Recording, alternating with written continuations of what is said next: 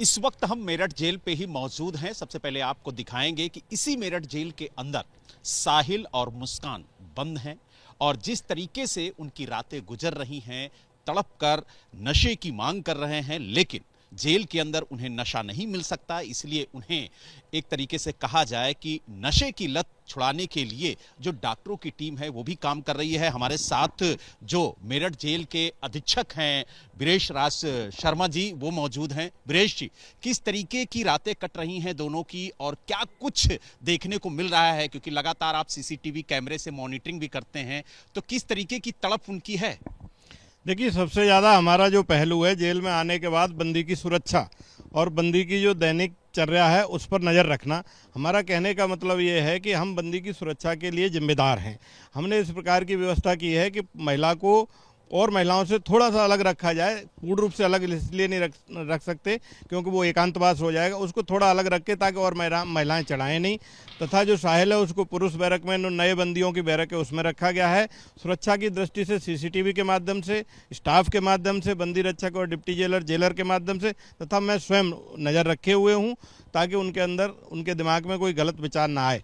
जहाँ तक नशे की बात है तो डॉक्टर्स ने दोनों का स्वास्थ्य परीक्षण कर लिया है तथा थोड़े से विड्रॉल सिम्टम्स पाए गए हैं, उसकी दवाएं दे दी हैं। जिला कारागार मेरठ पश्चिमी उत्तर प्रदेश का एक बहुत ही महत्वपूर्ण और संवेदनशील जेल है। यहाँ पर नशा मुक्ति केंद्र भी है। उनको योग और नशा मुक्ति केंद्र के माध्यम से उनका जो नशे की लत है उसको छुड़वा रहे हैं। इस प्रकार के प्रयास हमारे जारी हैं।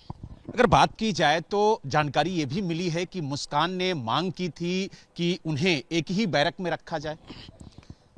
जब आई थी तो उसने ये कहा था कि हमको एक ही बैरक में रखा जाए। दोनों ने कहा था कि हमको एक ही बैरक या आसपास की बैरकों में रखा जाए, लेकिन जैसा कि सब लोग जानते हैं कि जेल के नियमों में ऐसा नहीं है। जो जेल में महिला जेल होती है, पुरुष जेल से उसका कोई संपर्क ही नहीं होता है। वहाँ पर केवल महिलाओं की ड्यूटी हो सकती है। अतः जेल के नियमों को बता दिया गया और उनको अलग अलग बैरकों में, पुरुष को पुरुष बैरक में और महिला को महिला बैरक में निरुद्ध किया गया और पूरी सुरक्षा के ऊपर उनकी दृष्टि रखी जा रही।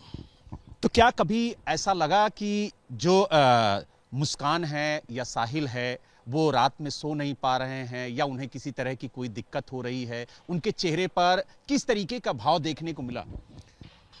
देखिए, जब भी कोई नया बंदी आता है तो निश्चित रूप से चिंता उसके अंदर होती है। तो दोनों चिंतित हैं, दोनों परेशान हैं और जिला कारागार के नियमों का दोनों को पालन करना पड़ रहा है। जिला कारागार की जो दैनिक चर्या है, जिसमें सुबह उठना, गिनती करना, नाश्ता, फिर खाना, फिर शाम को बंद होना बैरक में, उसका पालन करना पड़ रहा है।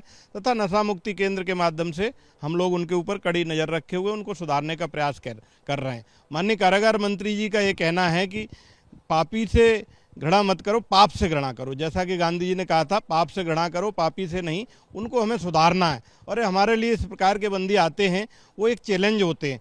तो कारागार विभाग के उच्च अधिकारियों और माननीय मंत्री जी की प्रेरणा से हम एक सुधारात्मक कारागार के रूप में बढ़ रहे हैं और निश्चित रूप से उनकी सुरक्षा और सुधार का ध्यान रख रहे हैं। बीरेश राज जी, एक आखिरी सवाल, क्या इस तरीके का कृत्य आपने पहले कभी सुना कि मेरठ में इस तरीके का कृत्य हुआ हो और आपके जेल में वो आरोपी आया हो?